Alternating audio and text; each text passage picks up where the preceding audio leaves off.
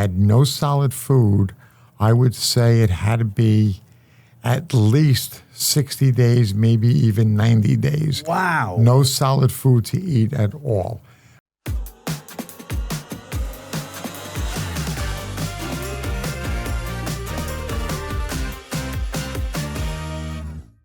Before we dive in, it's important to remember that the information we provide is for informational purposes only.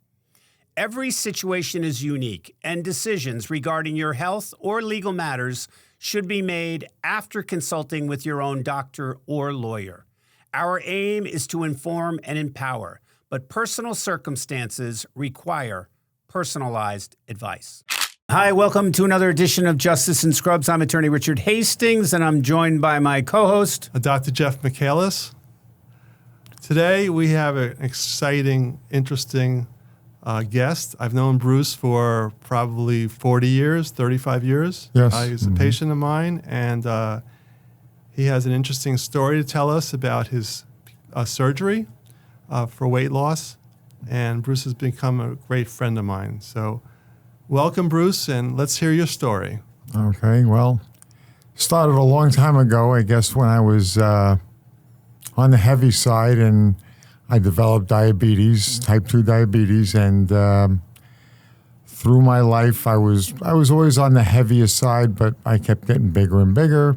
Tried different weight loss techniques. One that really did work for me was a behavior modification program, which I did, and I lost quite a bit of weight, and then suddenly my father died. And after my father died, it all went down the tubes, and I gained my weight back and stayed heavy since then. That was 1976 that my father died, and I guess I was 26 years old then. And when I was about 43, 44 years old, I developed type 2 diabetes. And with that, it got a little bit worse. Started to manage it with medication and did well. Kept following up with Dr. Michaelis, and eventually I was recommended to go see an endocrinologist because it was getting a little more out of control, and started to get back into control with the endocrinologist. But I kept getting heavier because I was in the food business. That was how I made my living, in the food business. I was a food distributor, and I love food. I love it to this day as well, and I sold good food. I sold all different types of gourmet pastas, desserts, gelato, and I was always around it. I worked out of my house, so my freezers were in my house, and so I always had inventory there. Was never going to stop. I tried not to open stuff because once you open it, well, then you can't sell that case to somebody. But I always got samples, and I would go to food shows and do tastings, go to manufacturers and do tastings, go to sell my products to the restaurants, and I'd always be there cooking with the chef, tasting food. So it was always around me. So let's get a better idea. When you graduated from high school, how much did you weigh? I would say I was probably in my 160s, maybe 170s. And then your father dies when you're 26. How much do you weigh then? Correct. At that point, I was probably 210 pounds. And then what was the heaviest that you ever were? The heaviest that I ever was that I remember getting on a scale at a doctor's office was about 275. And that was probably about a year before my surgery, because I had to go on a program before the surgery of doing different things and going to a nutritionist and starting to have to change my lifestyle so that they knew I was serious about doing the weight loss surgery, because like several doctors told me, it's not a magic bullet, the weight loss surgery. So you gain approximately 110 pounds from the time you graduate from high school through the heaviest weight that you ever were. Yes. And I would imagine from what you're telling us, that's driven in very large part by how much food you're eating. Yes. And are you going to the gym? Are you exercising? Are you doing any other things to take care of your weight? My excuse always was I live an active lifestyle. And by doing that, I felt I was always active. And, having my own business, I was in and out of the trucks, in and out, stepping in and out, bringing stuff into restaurants, into stores. So I was always active. I felt I didn't need that extra exercise. I tried here and there to go and do exercise, but never really stuck to it. Because I'm curious that, I don't care how active you think you are, if every 6 months you're buying new pants because your old pants don't fit, and then 6 months later you're buying a larger size again, and you go from 165 pounds to, say, 200 pounds, and then to 225 pounds. Obviously, you knew this was becoming a problem for you, did you not? Yes, I would say it was, but I never really took it seriously. I never really started getting much heavier until probably my mid to later 30s. Okay, and then what types of, you talked about this behavior modification program that you did. What was that? That was developing habits of how to eat. You never stand and eat. You always sit down and eat. You chew your food slowly. Just different activities about eating. Don't eat in between meals. And it was a slow process. I did have help. I forget from who. I think it was some type of probably a psychologist maybe that I went and I saw. It was a program that I was on. It was a medical program, and I don't remember all the details. I even forget who it was that I saw at the time.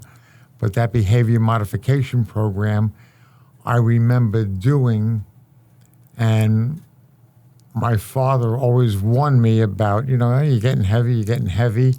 And then I do remember when he passed away, I was really down there. I was down to about 185. And I think at that time, and again, 1976, I was probably at most 210 pounds. But when I got the type 2 diabetes, I was well above that. Like I said, I remember the day of my weight loss surgery, which was when I was actually 59 years old. I was 256 pounds the day of that surgery. And my highest weight was probably when I was around 41, 42 years old. So when did you decide that you needed help other than diet? Yeah, I always tried to diet, always tried different things. I'd lose a few pounds here and there. It never worked. I knew I needed some other help. And my endocrinologist actually said to me, I think you should look into some weight loss surgery options. And that was the thing that started me on that. And exactly when that was, probably when I must have been maybe 53, 54 years old, because it was something that he planted the seed. I thought about it. I would look it up online to see what it entailed. I talked to some family members about it. My brother, who was a smoker, he was able to stop smoking with a hypnotist. It worked for him like perfect. It was just a done deal.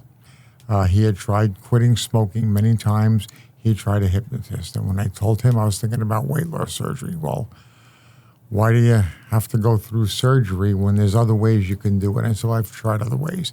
Well, have you tried a hypnotist? And, I kind of don't believe in that stuff, but it worked for him. I kind of ruled that out because I just didn't think it would work. And sometimes if you go into something like that and you think it's not going to work, it's probably not going to work. Mm-hmm. Spoke to my wife about it, who is a healthcare professional. She's a nurse by trade and worked in a university setting as an instructor, as a dean.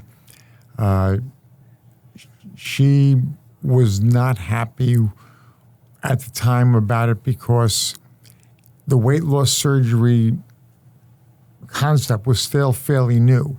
and was still just starting out. It was not done as widely as it's done today and as it was done by the time I did it.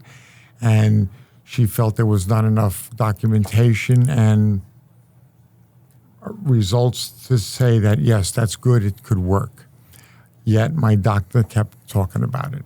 I probably talked about it with you, you know, in the office several times on my visits with you. And I kept looking into it, and I decided that this was something I wanted to do. And it took probably 2 or 3 years of research, but the biggest issue was paying for it in the insurance companies. So when I went to a couple of weight loss surgery seminars, found out about it, and said, okay, I think I could do this. And the first thing was I went to one hospital, and that hospital, they covered the facility, but not the doctor, the insurance company I had at the time. Then I went to a different hospital, and it was vice versa. They covered the doctor, but not the facility. Then I said, okay, which hospitals in the region cover both? I found the hospital. It was a little further away, but not that far. Said to my wife, this is what I'm going to do. And she went and did some research on hospitals like she would do, and she said, we won't send a dog there. She said, we're not going to go to that hospital. She says, I'm not going to let that happen. She said, I said, well, they're the only ones that do it. She says, but then she shows me the evidence of the records of the hospital, and wasn't as good as the other two hospitals. And finally, after another year or so, year and a half, when weight loss surgery started to become more popular, the results were there. I found that the hospital that I ultimately went to, that I wanted to go to, that was connected where you were connected and my endocrinologist was connected to, that they covered both. And I said, this is what I'm doing, and then she gave me her support. So when you decided to have surgery, how was your diabetes, and what kind of treatment were you on for your diabetes? At that point, by the time I really said, this is what I'm doing, I used to do six to 8 injections of insulin every day. Wow. Whether it was the short-term insulin that I had before each meal, or it was the long-term insulin that I would take two or 3 times a day, and then the other insulin I took is 3 or 4 or 5 times a day, depending what I was eating and depending what my blood sugar was.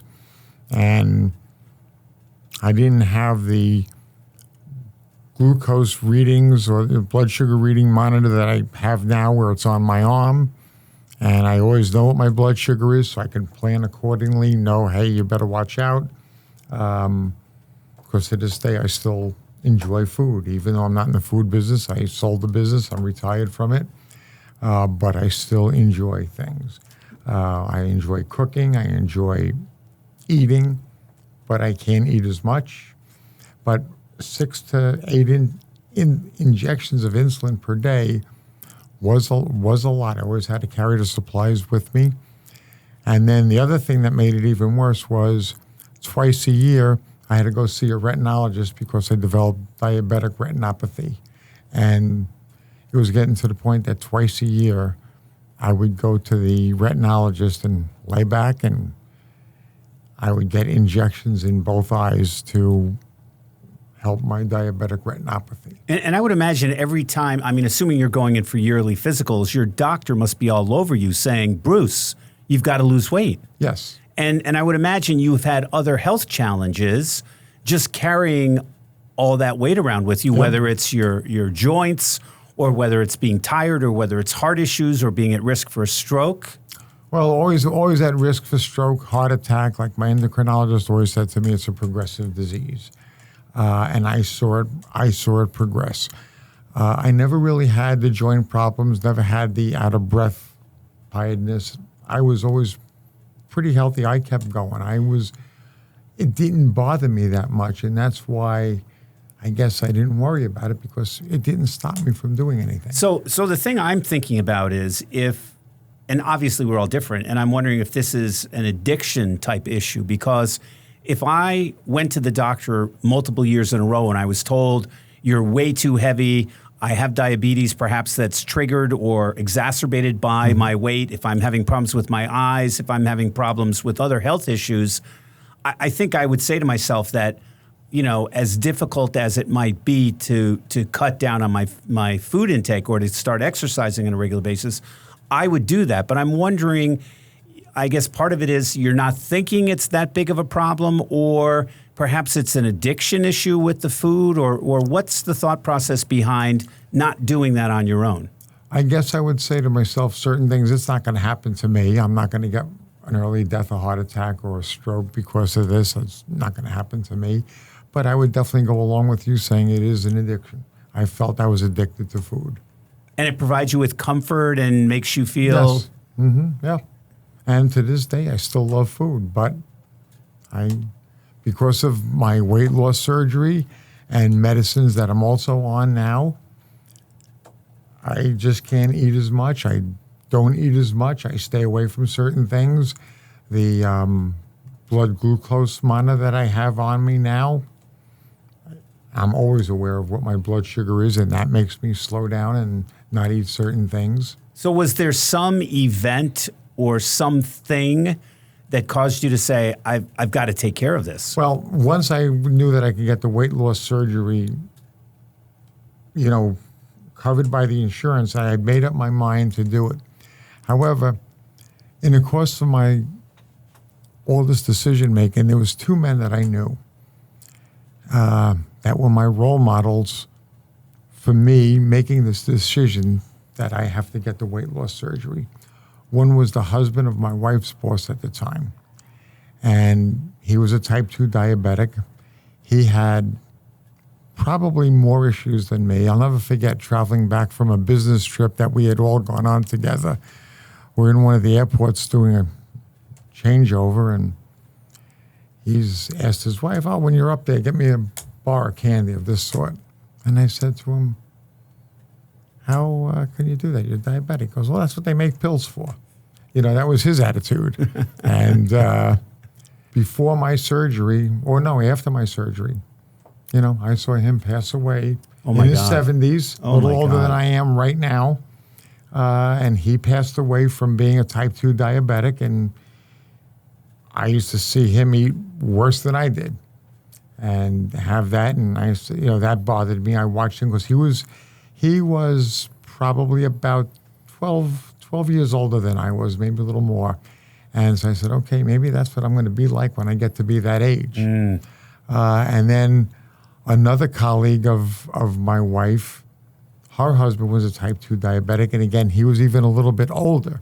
And I watched the two of them decline because I used to see them every once in a while at different events, whether it was at the university she worked at or we had just become friends and would socialize.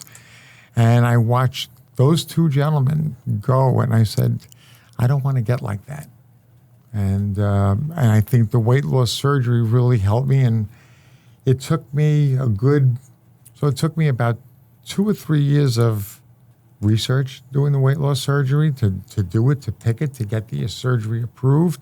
But then for the insurance company to say, okay, we're going to support you in this, I had to go through 6 months of probably 5 or 6 different doctors of specialties to go through for them to approve and say, okay, he is a candidate for this. He's willing to accept this criteria.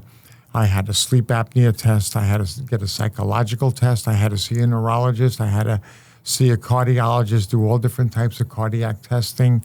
There was a couple of more, and I had to really get referrals, to say, yes, he's a candidate for it. And again, my endocrinologist kept saying to me, remember, it's not a silver bullet. And then I knew other people that went through it.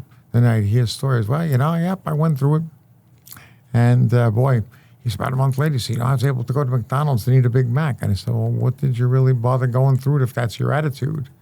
And a couple of times, after my surgery, yep, I tested the waters, I thought I was fine, and boy, did I get sick. And I learned quickly. We wanted to take a quick break to remind you about our sponsor, findaGreatAttorney.com. Gastric.com. Dealing with the aftermath of an accident or injury can be overwhelming. And the last thing you want to worry about is finding the right lawyer. FindAGreatAttorney.com simplifies the process by connecting you with one of the top attorneys in your area who specializes in your specific type of case. Whether you've been injured in a car accident, suffered a slip and fall, or experienced medical malpractice, FindAGreatAttorney.com has a network of experienced lawyers ready to help.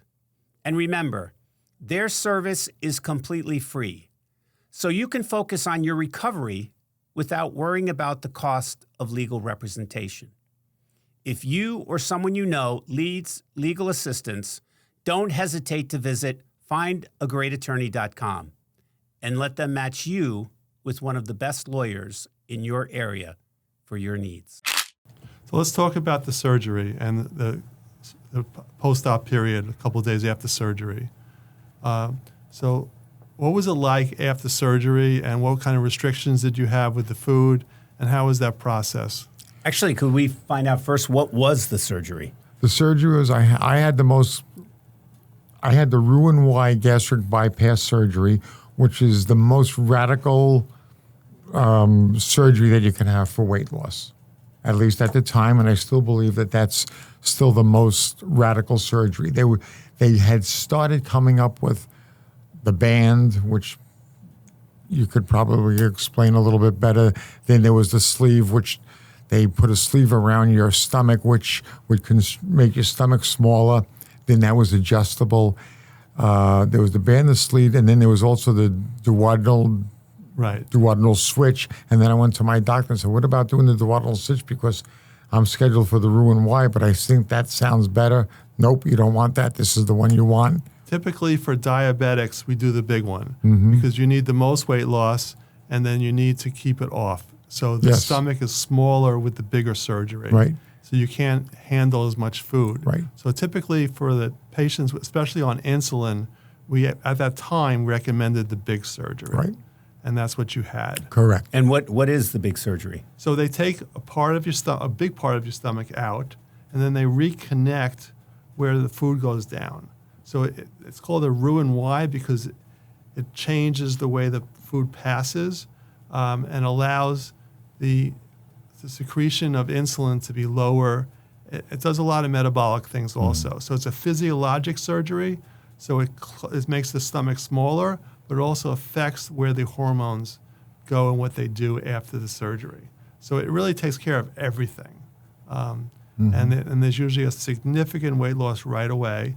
And also, you tend to be on a oral fluid diet afterwards, right? Correct.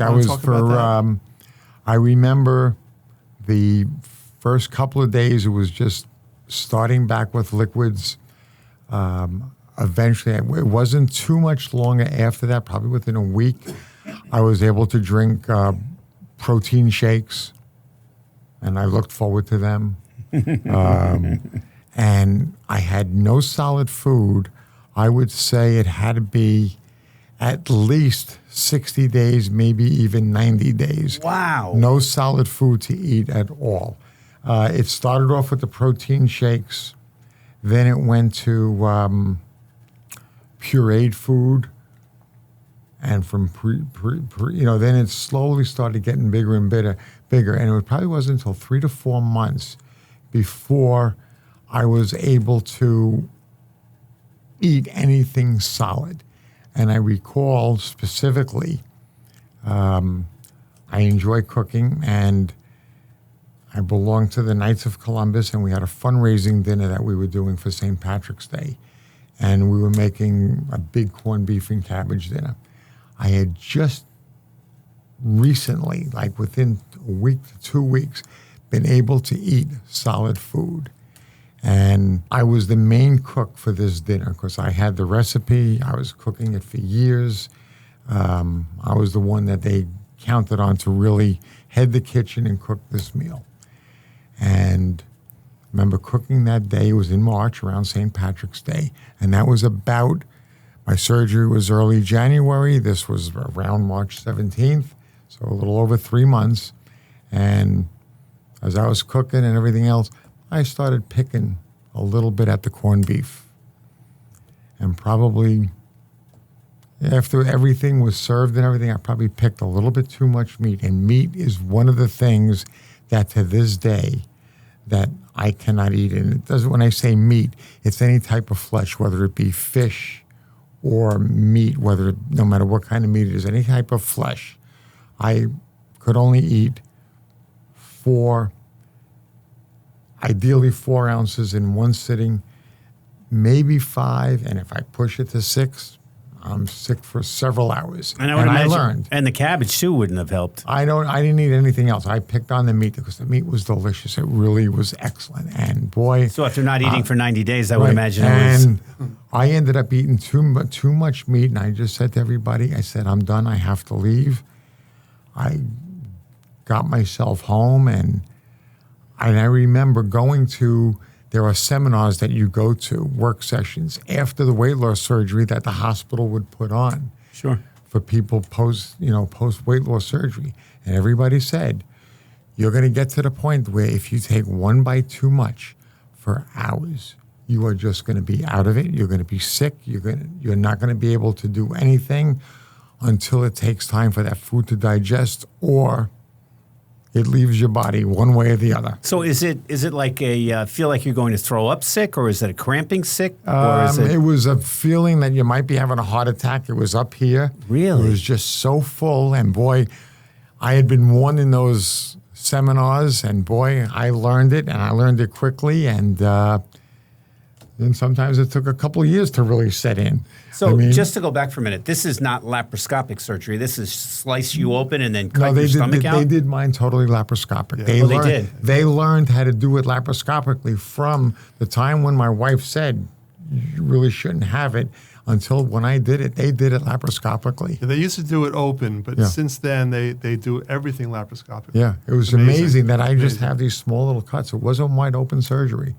And well, the part that amazes me is they have to pull everything out through those little holes. Yes. Yeah. So it's not so much that they're going in, it's the coming out. I mean, they're cutting half your stomach out and then pulling it out through these holes. That's what he said, yeah.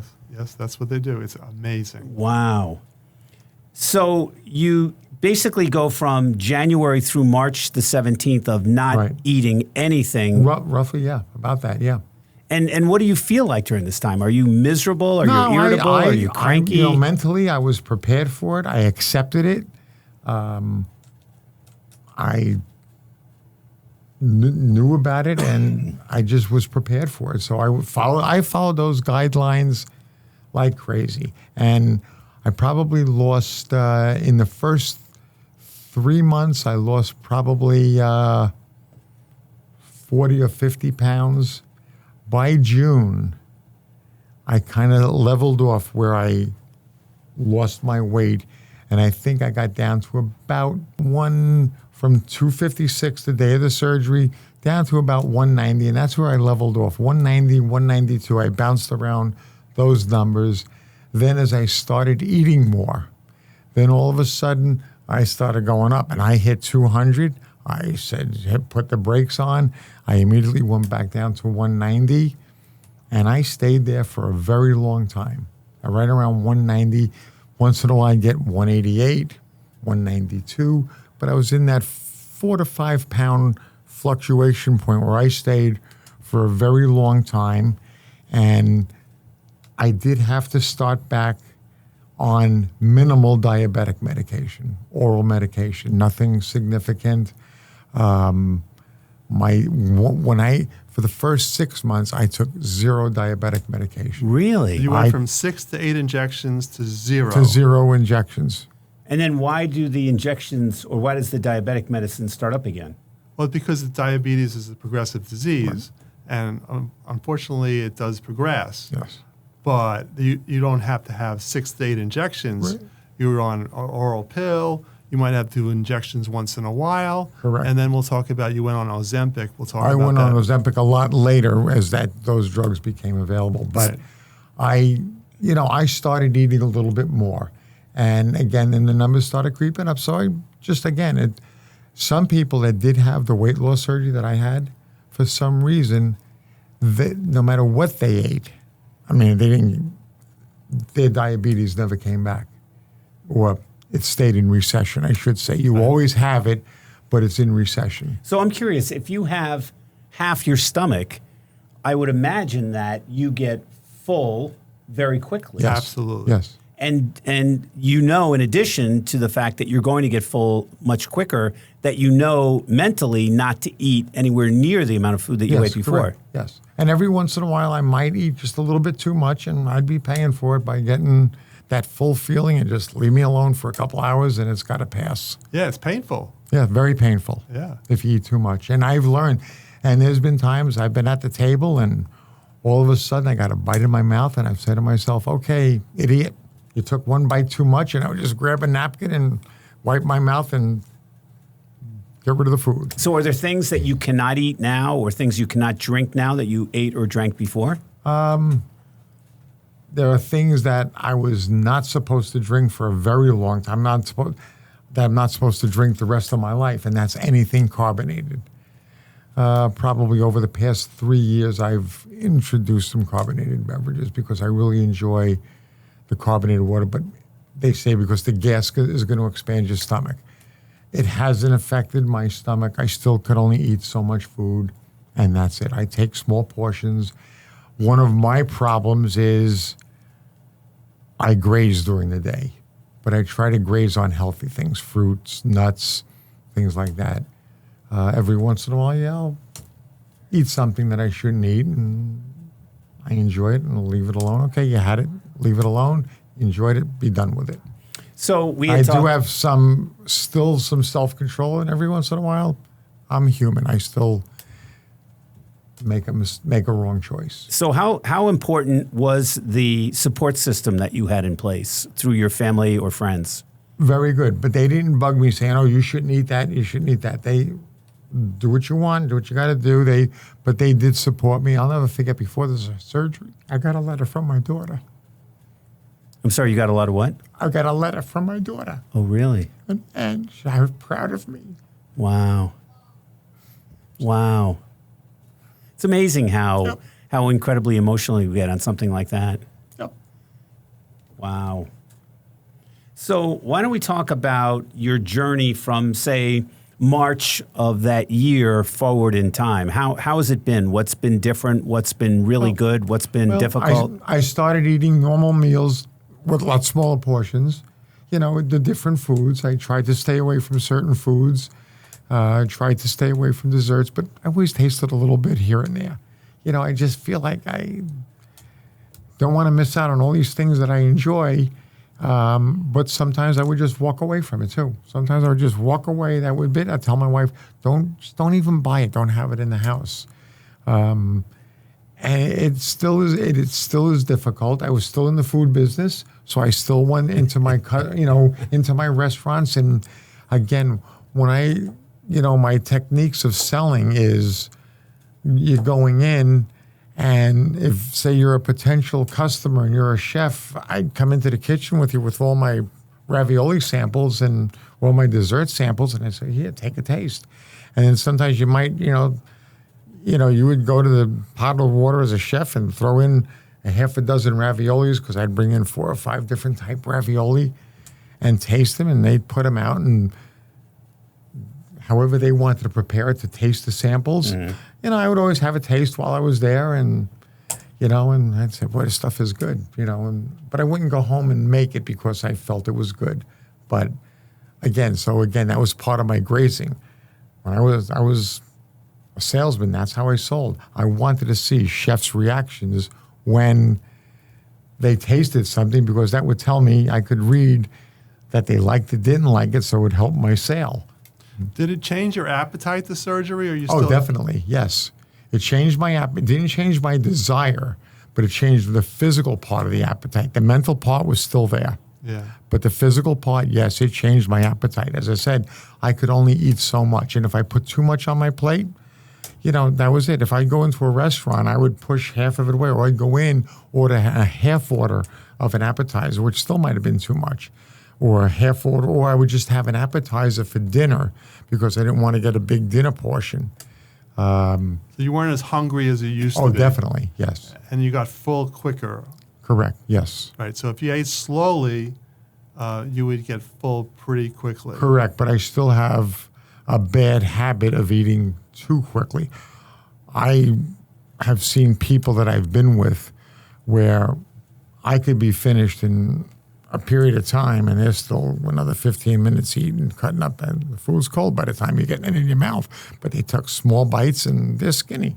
That's their lifestyle. Right. That Also, was part of behavior modification. right. A nice thing, an easy thing I always tell my patients to do is between every bite, put the fork down.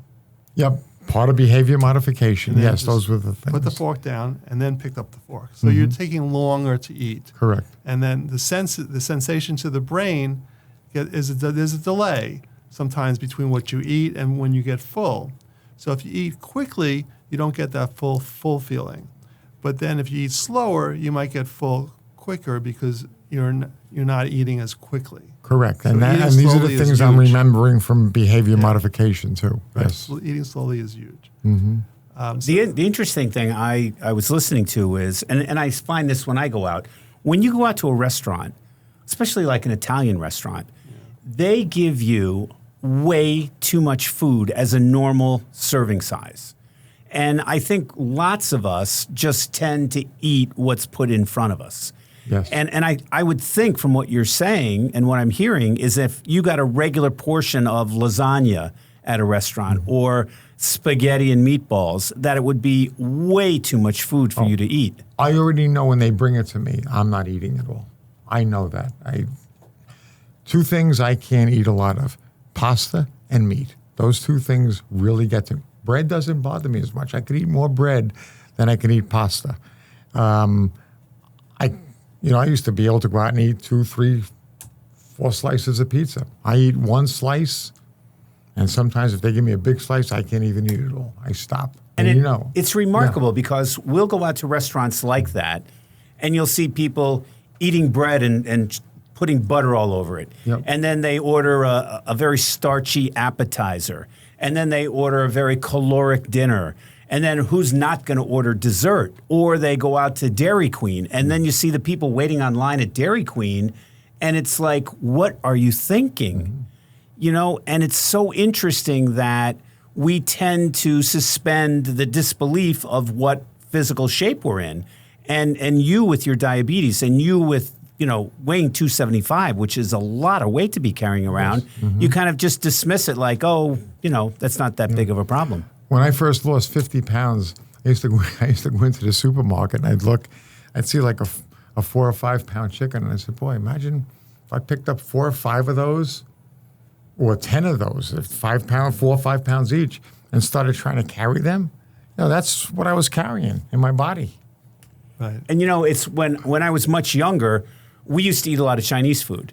And we would go out and I could order a quart of chicken chow mein, which would come with a pint of rice, and then a quart of roast pork fried rice.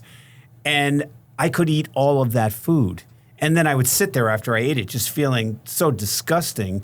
But it's just amazing when you're not thinking about how much food you can ingest and then just looking at that and thinking all that volume of food has to fit in your stomach. Mm-hmm. Incredible.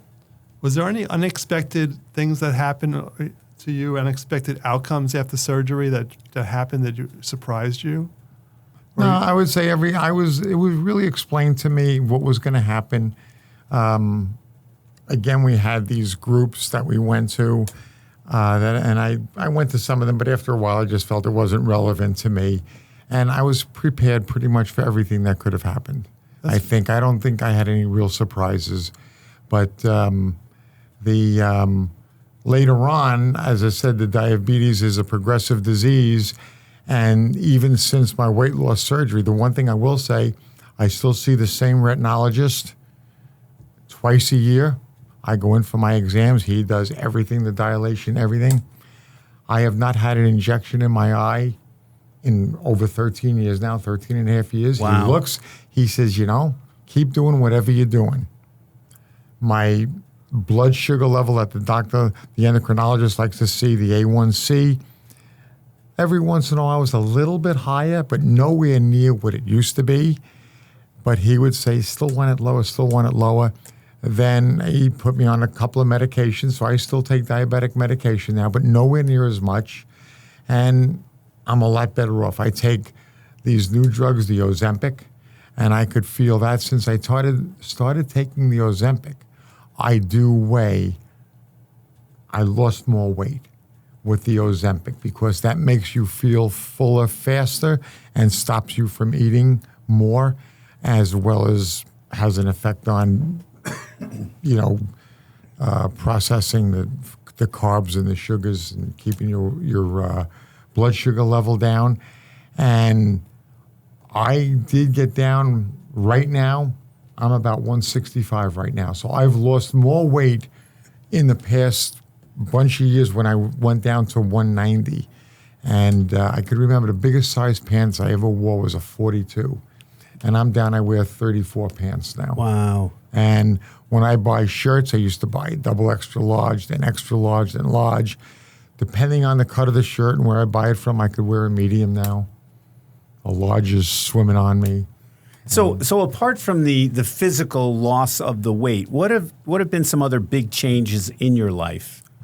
A lot of compliments I get from people that I haven't seen in a long time. Wow, you don't look like the same person I knew 5 years ago, 10 years ago, 15 years ago. Did you keep the pictures from that point in your life? Yes, I have some pictures. I have a picture on my phone now of probably back in the day. I'm also a volunteer fireman, and we had a big cookout for 4th of July for fireworks and stuff. And I'm sitting there, and every once in a while when I'm with people that I've known maybe for a few years that didn't know me before, and when we go out to a restaurant, they see how little I eat compared to what they eat and other people, what they bring out. And I go to my phone, I take out a picture, I show them a picture. They say, "That was you, wow." And they're like, I said, "Yeah, that was me a long time ago. Not anymore. And I'll never be like that again." I just want to bring up something. The number one cause of blindness in adults is diabetes. Mm-hmm. And by you losing the weight and getting your diabetes under control, you basically took care of your retinal issues. Mm-hmm. And that's amazing. Yeah. Because even though you saw an eye doctor every 6 months, you could ultimately become blind because sometimes it just is very difficult to treat. Right. And you might have prevented your blindness by the surgery. Yep, I'm aware of that. I do see another good friend of mine who's probably 8 or 9 years older than I am. And when he hit 80 years old, I saw him last year. He moved out of Brewster, lives upstate, and I stopped to visit him on a trip going through. And I looked at him, and I know he had gotten remarried later in life, and his new wife really got on top of him, and he slimmed right down and fabulous and off medications, but he had to start dialysis. Yeah. So I look ahead and worry about, okay, am I going to be in for that maybe? And he got everything under control without weight loss surgery. He got it under control with his wife, saying, "You're done. I'm in charge of you now." And, really did well. And, so there's always those background things that can happen to you later in life. So you must be quite an inspiration to people that are going through this journey where they need to lose weight. And do they come to you knowing your situation and ask you your opinion? I have had people come to me and ask me how I went through my weight loss surgery and things like that. I do have people coming and I tell them, but you're still human. It's not, I repeat what the doctor said, it's not the magic bullet. You got to be dedicated to it. I was worried because I know people that went through the same surgery I did, and they're bigger than ever. Well, it almost seems to me that it's, I don't want to say impossible, but it's very difficult to gain a lot of weight if your stomach is so much smaller, you get full so much quicker, and you feel sick when you eat. I think some people, their physiological makeup is different, and their body expands, and the stomach can still stretch and grow. And I have heard, I did a lot of research, and I think the real success of people keeping the weight off, if I'm not mistaken, is still below 30, 35%. That's keep the weight off like I did. Yes. Because if you constantly eat a little more and a little more and a little more, you can stretch your stomach almost back to the previous volume. Yeah. So it's work. You have to work at it. Yes. But you can actually start eating the regular food that you used to before the surgery. So, and right, I think the quotes are about 50% of people keep most of their weight off, and to keep the total weight off is about 30%. Yeah. So 50% of the people, but now we have the Ozempic and those kind of medications that really help also. Yes. They help supplement the bariatric surgery. Right. So, do you have any regrets on the bypass surgery at all? Not at all. No, So- I look and say maybe I wouldn't be alive today if I was still the way I was. Maybe I would have been one of those victims of a heart attack or stroke, or maybe I'd be incapacitated right now. So I have no regrets at all. I would do it all over again. So, as our time is drawing to a close here, I just wanted to give you an opportunity to address people that are watching this that might be at this point in their life where they need to make a change or they want to make a change. And what would you tell those people? Work with your doctors, work with your support team, your families. Believe in yourself. Wow. Powerful message. Bruce, thank you very much. Thank you. Thank you, Bruce. It was great seeing you as always. Thank you. And a little aside, Bruce helped me move my mattress from New York City to my new apartment. And how old are you? 70? I'll be 73 in another month. And he was right in there working. So you wouldn't be able to do that if you still had the weight on. No, but I was a lot, believe it or not, though, before that surgery, I was a lot stronger, and I'm nowhere near as strong as I used to be because I had, again, losing fat. I also lost some muscle mass and things like that. So I am not what I used to be, and I have to back down sometimes. I used to be able to move the world. It didn't bother me. Well, now you can move half the world. You're still doing pretty good. Yep. Thank you. Thank you. Thanks, Bruce.